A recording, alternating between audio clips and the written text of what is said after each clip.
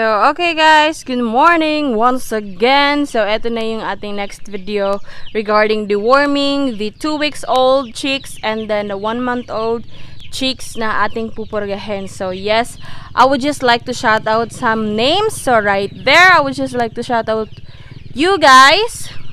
And yes, to Mr. Dario Riala, thank you so much sa panonood ng aming video, sir. Keep on watching always. So yes, thank you so much sa mga nanonood and to you everyone who keep on supporting us. So if you haven't subscribed yet, please do consider subscribing, like, and share, and do comment down below sa mga katanungan nyo and some suggestion of you guys na pwede naming ma-shoot and ma-share to you kung nangyayari ba yun in our farm or kung wala. It's either you comment it kung isushoot ba namin or you ask it for us to answer it.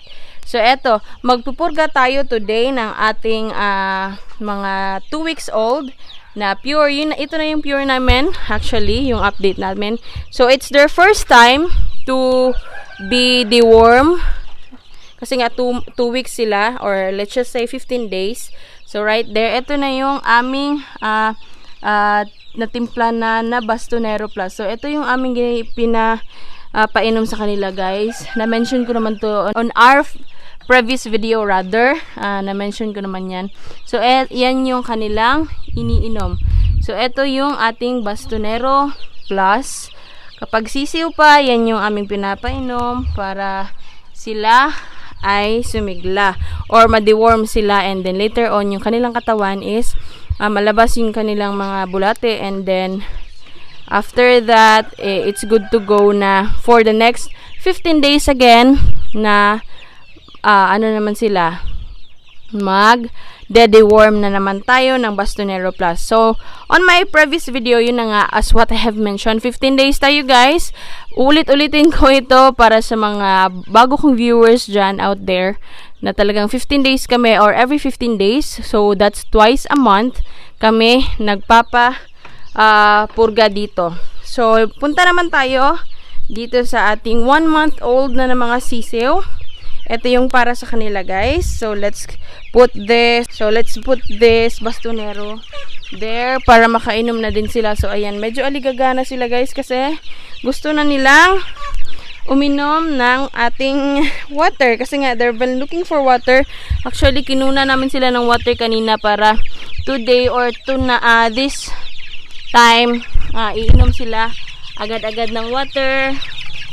So, eto na yung ating chicken na tigwa 1 month. Ayan, iinom talaga sila agad-agad, guys. Uhaw na kasi yan kanina pa. Ayan, yung ating chicks for today na pupurgahin. So, yan ang ating native chicken and Shamu na breed. Ayan, na tigwa 1 month. Ayan na sila. Nag 1 month sila nung April 7, if I'm not mistaken. 7 yung kanilang due date na 1 month. So, ayan, iinom yan sila, guys, really fast kasi nga kanina pa sila hindi umiinom. So, that's also a tip, guys, for you guys na gusto nyong uminom sila agad-agad ng water nila. Kanina kasi morning around 6 a.m. Kinuha namin yung water, and then we took breakfast first para at least makapag-shoot din ako actually. And then 6 a.m. kinuha namin yung waterer, and then by now around 7:30 I guess na ngayon. So nilagyan na namin ng Bastonero, at saka wala silang kain, guys, nilagyan na namin ng Bastonero na aming mixture, and then that's the result. Ayan, gutom sila / uhaw na uhaw sila. So yan yung kanilang gagawin. Ayan, that's already 1 month old. They were around 28 heads. Ayan, 28 heads yan, guys. Konti lang yan kung titingnan, pero yun nga, they were already 28 pieces na nandito sa kulungan na to. But guys, I would just like to share also na if you would like to deworm, make sure po, guys, na dun sila sa kulungan na wala or kumbaga hindi nakababa, hindi sa lupa sila. Dito sa mga kulungan ganyan, guys. Ganyan. Sa mga kulungan ganyan sila dapat mapurga. Kasi Kasi po, we are avoiding na makakain nga sila, and then which is hindi nila malabas yung kanilang yung kanilang bulate, I mean. So eto nga guys, actually nagawa na namin to before. Okay naman din siya, but if you have naman po ng mga cage, you can make use of it. Ano po kayo, yun yung gamitin nyo, kasi we do really recommend it, rather than this kind of pagpupurga. But if you don't have your space, you can just make use of this like this. Kung wala naman, just be observative. Kung sa feeling nyo hindi sila nalalabasan, and then really try to do some cage na pwede nilang pag-dewormingan, para at least hindi kayo magtaka kung bakit maliliit pa rin sila, or hindi pa rin ganun ka enhance yung kanilang katawan, wherein na deworm ka naman. Meron ba akong maling ginawa and everything. So sa ganito guys, napapansin namin okay naman, nalalabasan din naman sila ng mga worms, but it's much better talaga po na dun kayo sa cage na yung nakahanger. So yun ang pinakita ko kanina. Yun na nga. So ayun.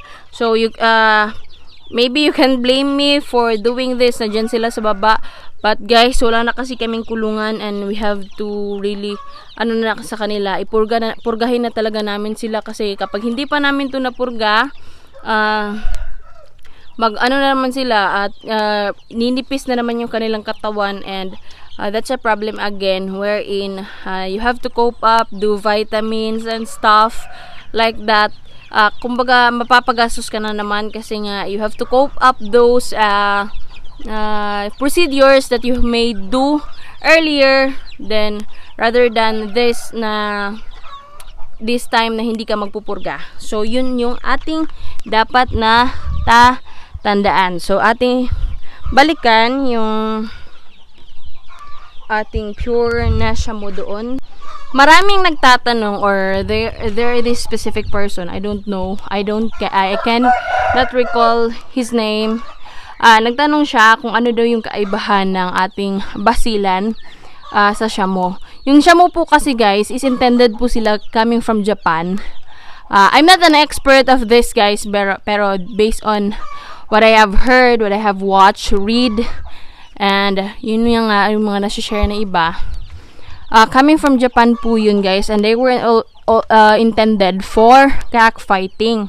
So yun yung parang ginagawang hybrid, kung dito sa Philippines hybrid ginagawang pang sabong. So sa Japan naman yun yung ginagamit nila na pang sabong sa kanila. So yun na nga, ang shamu nga yung sinasabi nila na bakit daw yung shamu namin dito hindi siya ganun ka aggressive. Ayan, hindi siya ganun ka aggressive, and hindi niya tinutuka yung iba niyang mga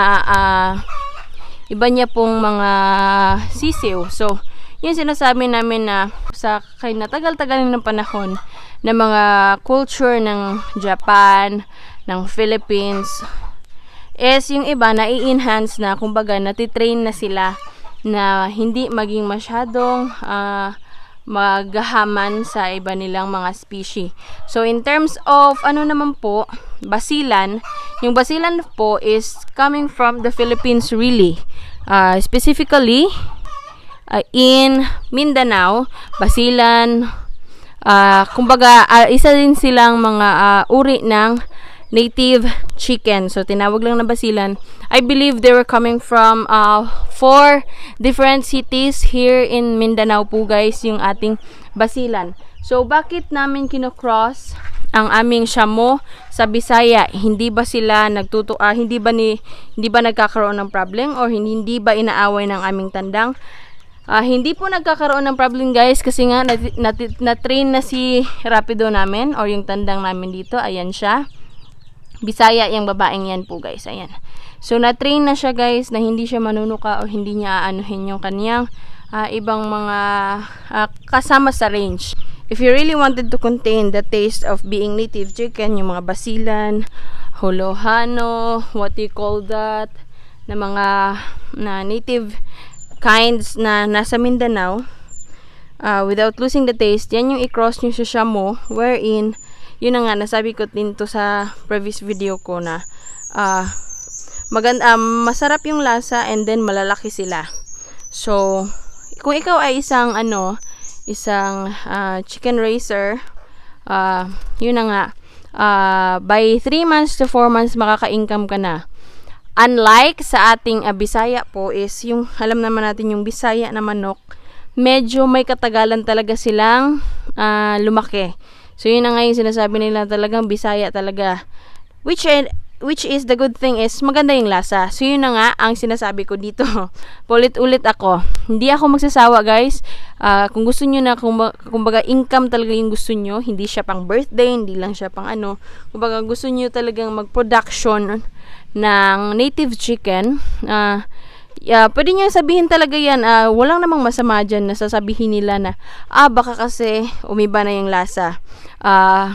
Yun na nga yung sinasabi namin na kaya po namin krinos yung aming maliliit na Bisaya into Shamo para 3 to 4 months pa lang, meron na kayong stock na tulad na ganyan na pangbenta.